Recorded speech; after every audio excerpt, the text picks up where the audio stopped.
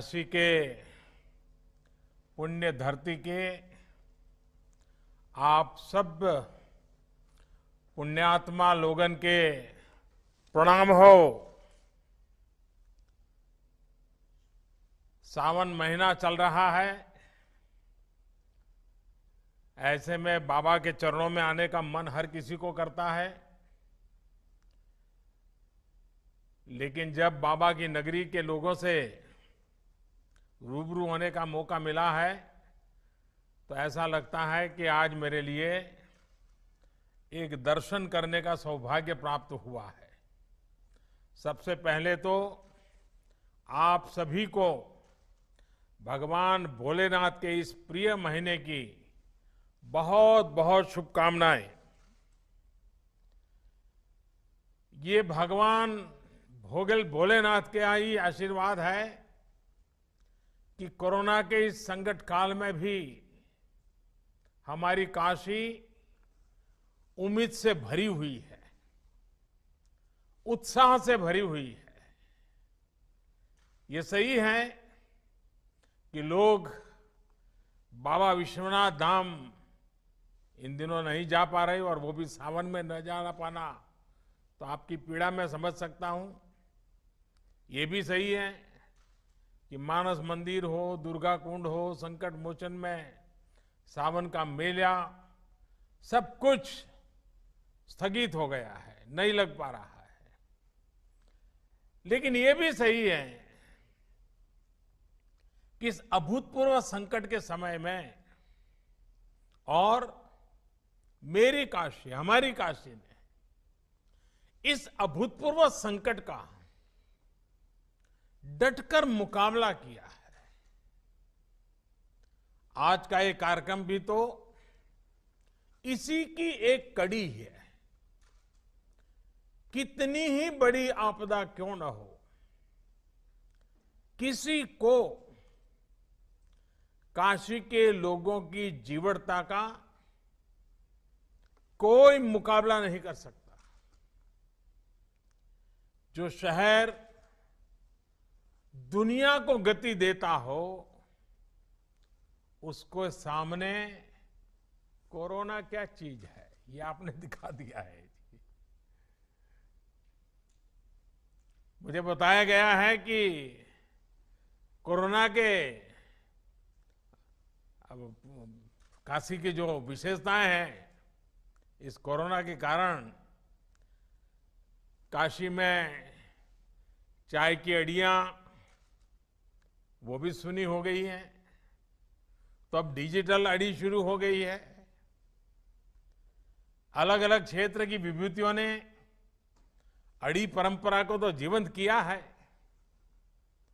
यहां की जिस संगीत परंपरा को बिस्मिल्लाह खां जी, गिरिजा देवी जी, हीरालाल यादव जी जैसे महान साधकों ने समृद्ध किया, उसको आज काशी के सम्मानित कलाकार, नई पीढ़ी के कलाकार आगे बढ़ा रहे हैं।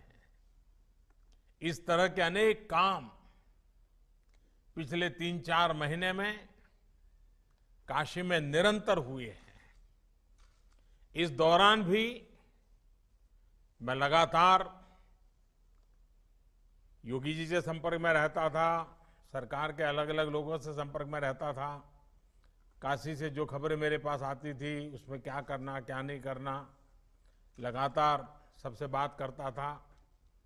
और आप में से भी कई लोग हैं, बनारस में कई लोगों से मैं रेगुलरली फोन पर बात करता था, सुख दुख पूछता था, जानकारियां लेता था, फीडबैक लिया करता था। और उसमें से कुछ इसी कार्यक्रम में भी मुझे पक्का भरोसा है कि आप बैठे होंगे जिनसे कभी मेरी फोन पे बात भी हुई होगी। संक्रमण को रोकने के लिए कौन क्या कदम उठा रहा है, अस्पतालों की स्थिति क्या है, यहां क्या व्यवस्थाएं की जा रही है, क्वारंटीन को लेकर के क्या हो रहा है, बाहर से आए श्रमिक साथियों के लिए हम कितना प्रबंध कर पा रहे हैं, ये सारी जानकारियां मैं बिल्कुल लगातार लेता रहता था। साथियों, हमारी काशी में बाबा विश्वनाथ और मां अन्नपूर्णा दोनों विराजते हैं। और पुरानी मान्यता है कि एक समय महादेव ने खुद मां अन्नपूर्णा से भिक्षा मांगी थी। तभी से काशी पर यह विशेष आशीर्वाद रहा है कि यहां कोई भूखा नहीं सोएगा। मां अन्नपूर्णा और बाबा विश्वनाथ सबके खाने का इंतजाम कर देंगे। आप सभी के लिए, तमाम संगठनों के लिए, हम सभी के लिए ये बहुत सौभाग्य की बात है कि इस बार गरीबों की सेवा का माध्यम भगवान ने हम सबको बनाया है, विशेषकर आप सबको बनाया है। एक तरह से आप सभी मां अन्नपूर्णा और बाबा विश्वनाथ के दूत बनकर हर जरूरतमंद तक पहुंचे हैं। इतने कम समय में फूड हेल्पलाइन हो,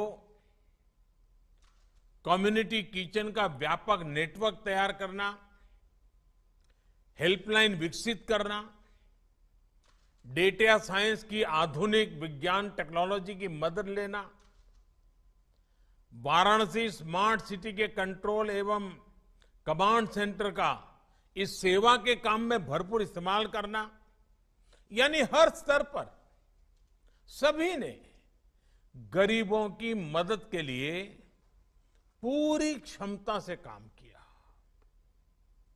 और मैं ये भी बता दूं, हमारे देश में कोई सेवा भाव ये नई बात नहीं है, हमारे संस्कारों में है। लेकिन इस बार का जो सेवा कार्य है वो सामान्य सेवा कार्य नहीं है। यहां सिर्फ किसी दुखी के आंखों आंसू पहुंचना, किसी गरीब के खाना देना, इतना नहीं था। इसमें एक प्रकार से कोरोना जैसी बीमारी को गले लगाना, इसका रिस्क भी था। कहीं ये कोरोना हमारे गले पड़ जाएगा तो, और इसलिए सेवा के साथ साथ त्याग और बलिदान की तैयारी का भाव भी था। और इसलिए हिंदुस्तान के हर कोने में जिन जिन लोगों ने इस कोरोना के संकट में काम किया है वो सामान्य काम नहीं है। सिर्फ अपनी जिम्मेवारी निभाई ऐसा नहीं है। एक भय था, एक डर था, एक संकट सामने था, और सामने जाना, स्वेच्छा से जाना, ये सेवा का एक नया रूप है जी। और मुझे बताया गया है कि जिला प्रशासन के पास भोजन बांटने के लिए अपनी गाड़ियां कम पड़ गई, तो डाक विभाग ने खाली पड़ी अपनी पोस्टल वैन इस काम में लगा दी। सोचिए, सरकारों की, प्रशासन की छवि तो यही रही है कि पहले हर काम को मना किया जाता है। ये तो मेरा डिपार्टमेंट है, तुम्हें कौन दूंगा, मुझे तो ये करना है, तुम क्यों ना होते हो, ये होता था। लेकिन यहां हमने देखा है कि आगे बढ़ करके एक दूसरे की मदद की गई। इसी एकजुटता, इसी सामूहिकता ने हमारी काशी को और भव्य बना दिया है। ऐसी मानवीय व्यवस्था के लिए यहां का प्रशासन हो, गायत्री परिवार रचनात्मक ट्रस्ट हो, राष्ट्रीय रोटी बैंक हो, भारत सेवाश्रम संघ हो, हमारे सिंधी समाज के भाई बहन हो, भगवान अवधूत राम कुष्ठ सेवा आश्रम, सर्वेश्वरी समूह हो, बैंकों से जुड़े लोग कोट पैंट टाई छोड़ करके गली मोहल्ले में गरीब के दरवाजे खड़े हो जाए, तमाम व्यापारी एसोसिएशंस। और हमारे अनवर जी तो कितना बढ़िया तरीके से अनवर अहमद जी ने बताया, ऐसे कितने अनगिनत लोग और मैं तो अभी सिर्फ 5-7 लोगों से बात कर पाया हूं, लेकिन ऐसे हजारों लोगों ने काशी के गौरव को बढ़ाया है। सैकड़ों संस्थाओं ने अपने आप को खपा दिया है। सबसे मैं बात नहीं कर पाया हूं, लेकिन मैं हर किसी के काम को आज नमन करता हूं। इसमें जुड़े हुए हर व्यक्ति को मैं प्रणाम करता हूं। और जब मैं आज आपसे बात कर रहा हूं, तब सिर्फ जानकारी नहीं ले रहा हूं, मैं आपसे प्रेरणा ले रहा हूं। अधिक काम करने के लिए आप जैसे लोगों ने इस संकट में काम किए, इनके आशीर्वाद ले रहा हूं।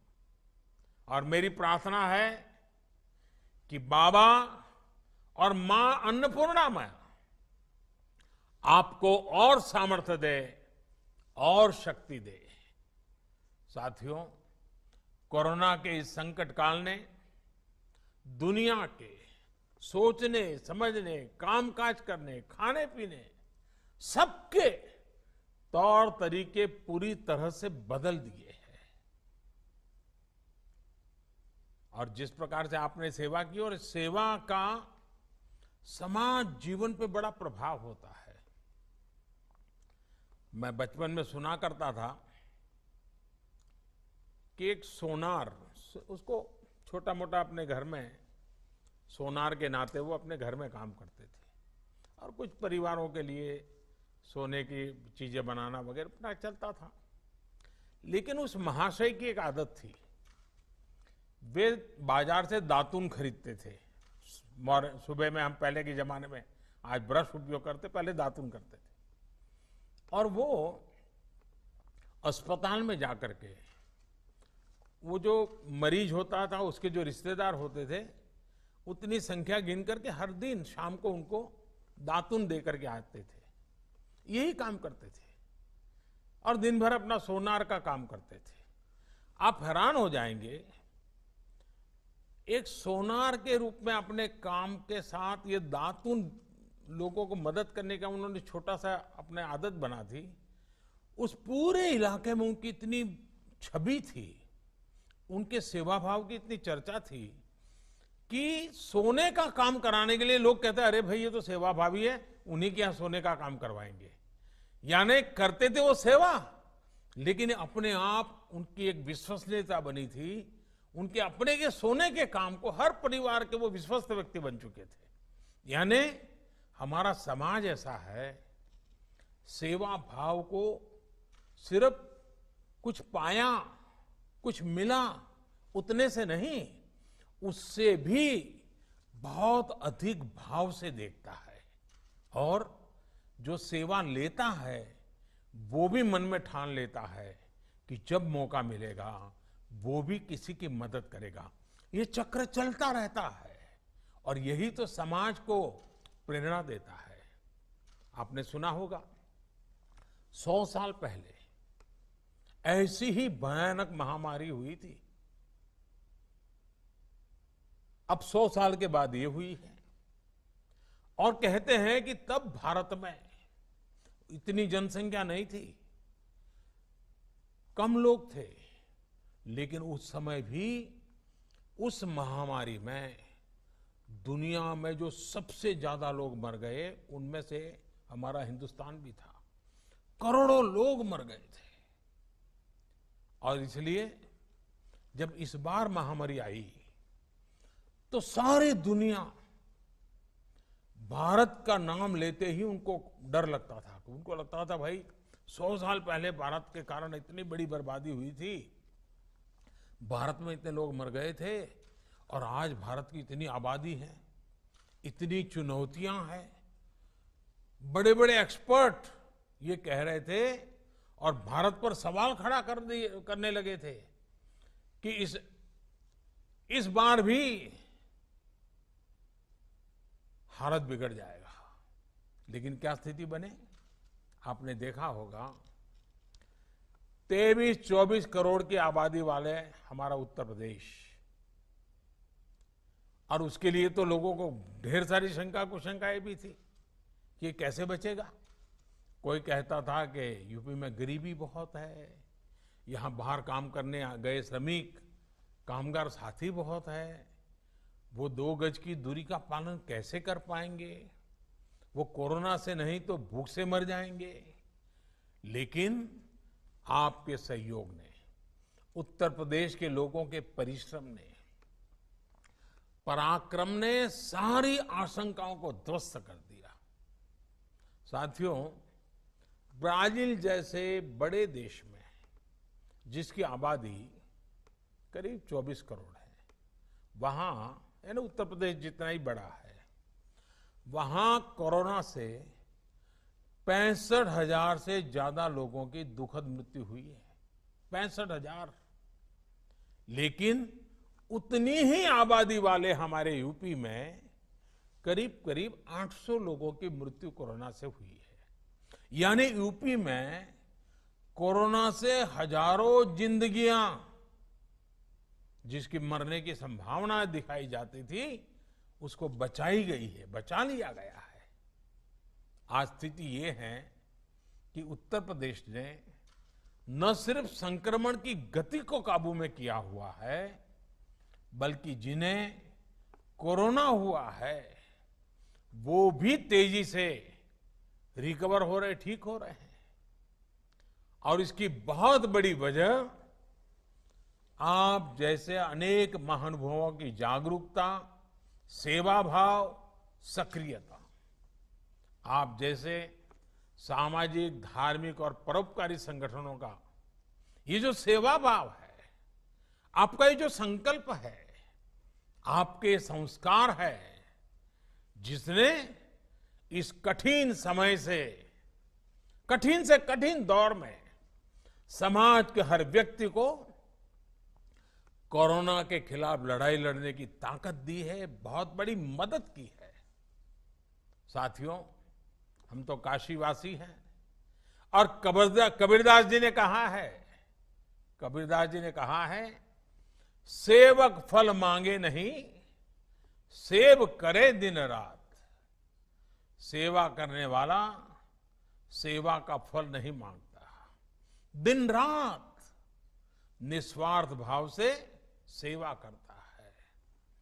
दूसरों की निस्वार्थ सेवा के हमारे यही संस्कार हैं जो इस मुश्किल समय में देशवासियों के काम आ रहे हैं। इसी भावना के साथ केंद्र सरकार ने भी निरंतर प्रयास किया है कि कोरोना काल के इस समय में सामान्य जन की पीड़ा को साझा किया जाए, उसको कम करने के लिए लगातार कोशिश की जाए। गरीब को राशन मिले, उसकी जेब में कुछ रुपये रहें, उसके पास रोजगार हो और वो अपने काम के लिए ऋण ले सके। इन सभी बातों पर ध्यान दिया है। साथियों, आज भारत में 80 करोड़ से ज्यादा लोगों को, यह आंकड़ा बहुत बड़ा है, 80 करोड़ से ज्यादा लोगों को मुफ्त राशन दिया जा रहा है। इसका बहुत बड़ा लाभ बनारस के भी गरीबों को, श्रमिकों को हो रहा है। आप कल्पना कर सकते हैं कि भारत अमेरिका से भी 2 गुनी आबादी से,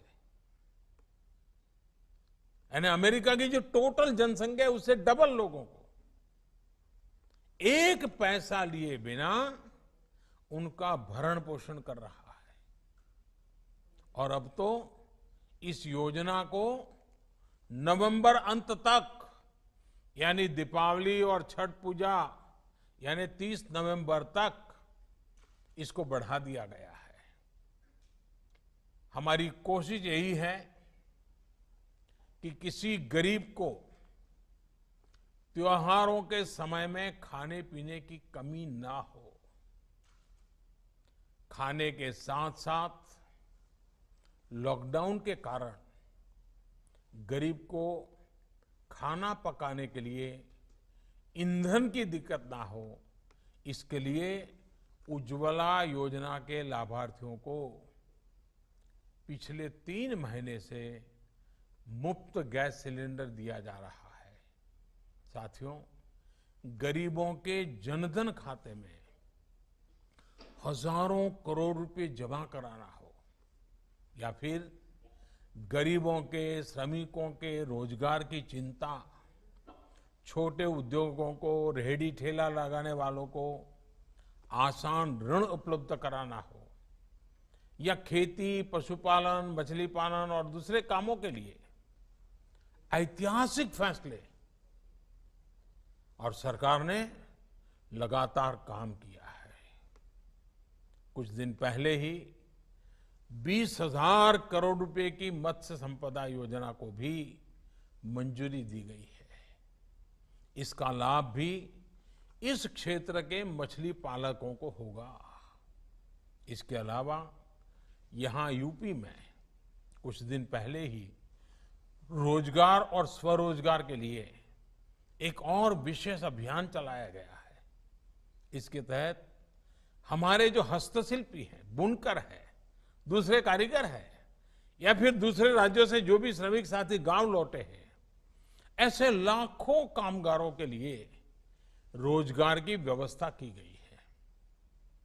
साथियों, कोरोना की ये आपदा इतनी बड़ी है कि इससे निपटने के लिए लगातार काम हमें करना ही होगा। हम संतोष मानकर के बैठ नहीं सकते हैं।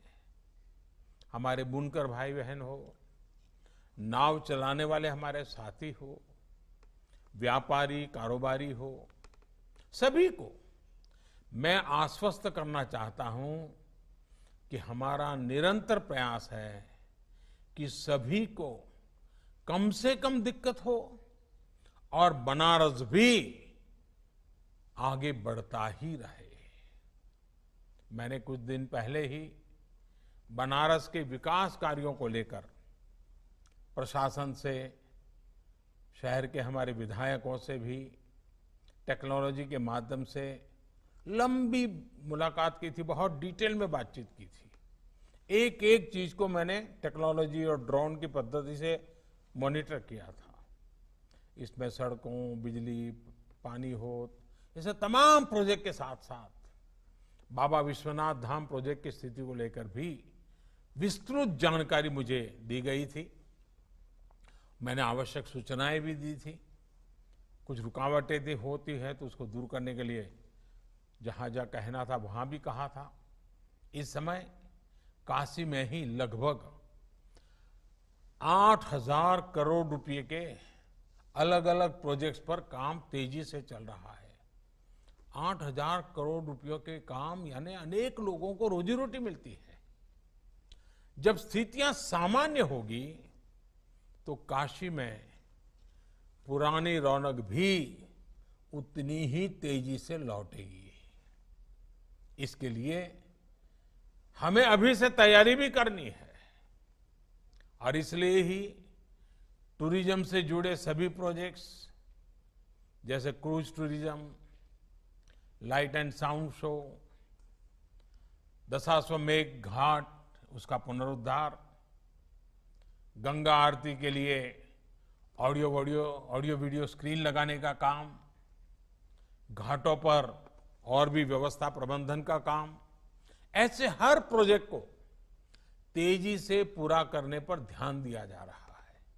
साथियों, आने वाले समय में काशी को आत्मनिर्भर भारत अभियान का भी एक बड़ा केंद्र बनते हुए हम सभी देखना चाहते हैं और ये हम सबकी जिम्मेवारी भी है।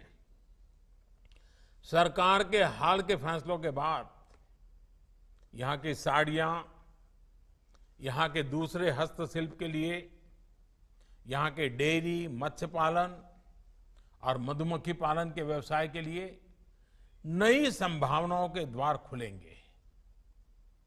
बी वैक्स की बहुत अधिक डिमांड दुनिया में है। इसको पूरा करने का प्रयास हम कर सकते हैं। मैं किसानों से, युवा साथियों से भी ये आग्रह करूंगा कि इस प्रकार के व्यवसाय में बढ़ चढ़कर के भागीदारी सुनिश्चित करें। हम सभी के प्रयासों से हमारी काशी भारत के एक बड़े एक्सपोर्ट हब के रूप में विकसित हो सकती है और हमें करना चाहिए। काशी को हम आत्मनिर्भर भारत अभियान की प्रेरक स्थली के रूप में भी विकसित करें, स्थापित करें। साथियों, मुझे अच्छा लगा आज आप सबके दर्शन करने का मौका मिला और काशी वासियों के सावन महीने में दर्शन होना अपने आप में सौभाग्य होता है। और आपने जिस प्रकार से सेवा भाव से काम किया है, अभी भी जिस लगन के साथ आप लोग कर रहे हैं, मैं फिर एक बार आप सबका बहुत बहुत आभार व्यक्त करता हूं। परोपकार के, सेवा भाव के अपने काम में आपने सबको प्रेरणा दी है, आगे भी प्रेरणा देते रहेंगे। लेकिन हाँ, एक बात हमें बार बार करनी है, हर किसी से करनी है, खुद से भी करनी है। हम सिंगल यूज प्लास्टिक से मुक्ति चाहते हैं, उसको छोड़ना नहीं है। अब रास्तों पर थूकना और उसमें भी हमारा बनारसी पान, हमने आदत बदलनी पड़ेगी। दूसरा, 2 गज की दूरी, गमछे या फेस मास्क और हाथ धुलने की आदत को न हमें छोड़ना है, न किसी को छोड़ने देना है। अब इसको हमारे संस्कार बना देना है, स्वभाव बना देना है। बाबा विश्वनाथ और गंगा मैया का आशीर्वाद हम सभी पर बना रहे, इसी कामना के साथ मैं मेरी वाणी को विराम देता हूं और फिर से एक बार आपके इस महान कार्य को प्रणाम करता हूं। बहुत बहुत धन्यवाद। हर हर महादेव।